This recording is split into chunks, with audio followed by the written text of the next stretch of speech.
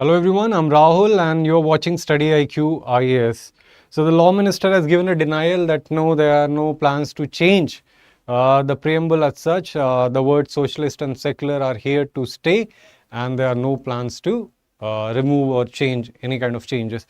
But still, time and again, this debate keeps on coming up that constitution would be changed or the preamble would be restored. So we'll be digging down a bit deeper in these issues. But at a personal level, what I feel that all these noises, if any changes are being made, those changes should be progressive in nature. They should see the future reality of our country into account. They should take that into account. And the other part is, these should not be done just for political mileage or inciting any community or breaking a divide in the country.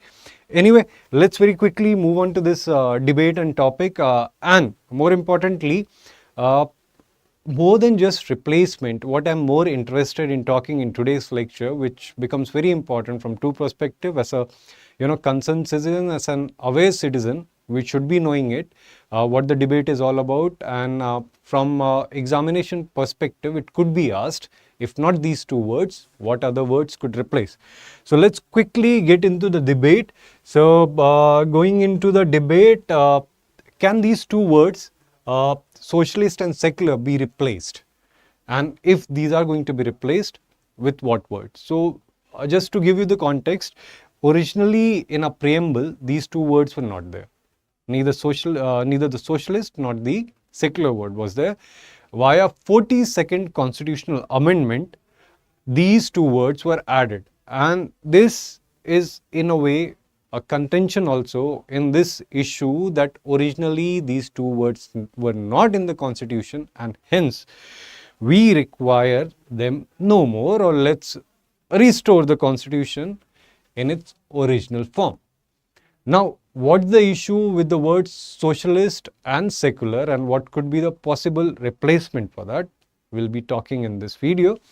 Coming to the word socialist, the problem which arises, the very first one is, can you really restrict the socio-political, economic reality of a nation to a particular ideology, and that too which has not originated originally in your country? This is the debate with the word socialist, that it is a foreign construct, it is not something our own. And the next thing is, given that the society and nations keep on evolving, can we restrict the socio-economic reality of our country and countrymen in a particular way? And the next thing, of course, the most debated, the hotly debated, especially in the last one decade, the word secular. Now, the problem with secular is that, again, the Western construct of secularism is taken into account by people who criticize it. And the next thing is, the word secularism has been often used as a weapon of abuse, which you might have heard in terms of appeasement politics, in terms of pseudo-secularism, or in terms of being skewed more towards certain religions, not towards one religion. And the other thing is, obviously, it has been always used as a tool of incitement in the political arena. So now let's suppose that these two words are taken out. What other words do we have? Any alternative which we can add to the preamble, replacing these two words? So what I find is that there are two words which I'll explain to you one by one. One is the dharmic and the other one is sarvodaya, which I at a personal level feel can actually replace. So talking about dharmic. So dharmic, as we understand, or as the understanding goes, it has got nothing to do with religion. It's more about the ethical value system, which is more concerned with your action, if they're right or wrong. So in general, you would be seeing things from a very secular point of view. You'll be just seeing the actions, if these actions are right or if these actions are wrong.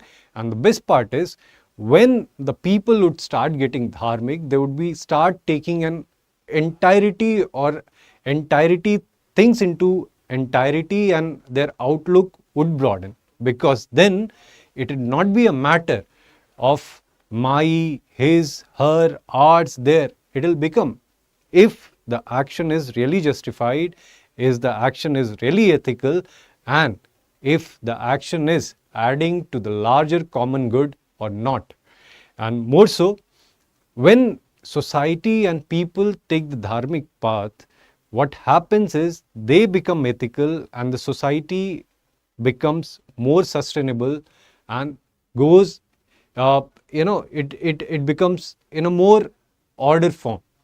So this would be my first word, that the word would be dharmic, where regardless of the actor, we are more concerned with the action, and the action is just solely upon being right or wrong.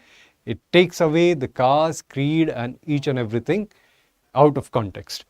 Now the next word, which I think the second word, it would be sarvodaya, which means the final good of even of that person who is standing last in the queue, which means the state, the system, and each and everything would work for the welfare of the most downtrodden person in a country, in a society. And one reason I feel that why we need it, because the kind of socio-economic disparity we have, the philosophy of Sarvodaya can actually work wonder for us.